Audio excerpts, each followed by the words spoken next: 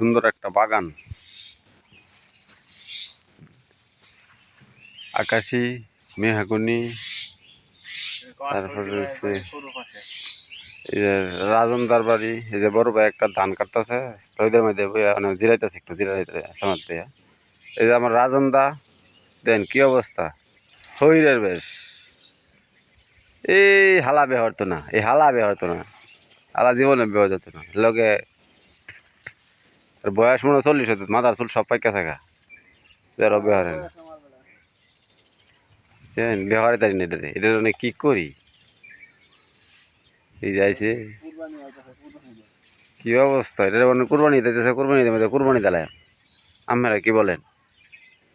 সবাই একটু দেখা বলেন। হ্যাঁ রে, বিয়া তো করাই দেন না। হ্যাঁ মাস্টার সহসাবাদ ইনশাল্লাহ, কোনো চাকরি হইতেছে না, চিন্তা করতেছে একটা চাকরি পাইলে বিহারে লেগে। এই যে একটা বাগানে এই যে লোহিত অবস্থা গো, দেখ খালা দেখ রোদ উচিত মাঝে ধান কাটতেছে।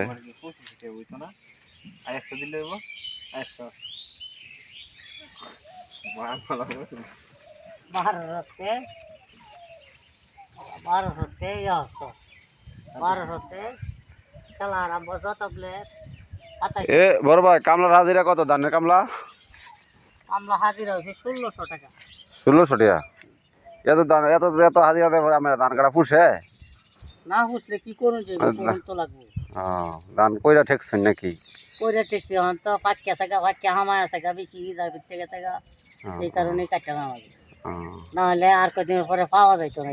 কল ভাড়া কত দিচ্ছেন?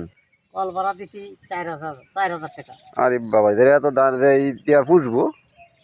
না বুঝলে কি করুন যাবো। আচ্ছা, সরকারের কাছে আবেদন জানান যেন। সরকারের কাছে বলছি, সরকারে কইছে ধানের দর বাড়ায় দিব, 1400 টাকা রেট দিব। আচ্ছা তারেক রহমান। আচ্ছা ইনশাল্লাহ।